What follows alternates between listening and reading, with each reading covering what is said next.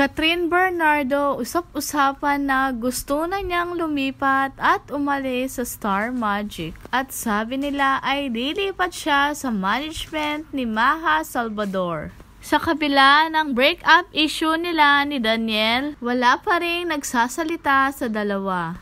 At nung time na nakita ang Katniel na nagsasayaw, sabi nila ay sa pilitan lang daw nilang ginawa iyon. Dahil maraming kamera ang nakapalibot sa kanila. At ayon sa mga nakakita, napaka-cool daw ni Catherine kay Daniel. Talagang ayaw niya nilalapitan siya. At sabi naman ng mga netizens sa paglipat ni Catherine Bernardo, sabi ay given na magaling si Kat, given naman pero behind all the success is how the management market them. Yan ang reality. At hindi na bata si Catherine and it's her choice if she wants to move to something new for a change.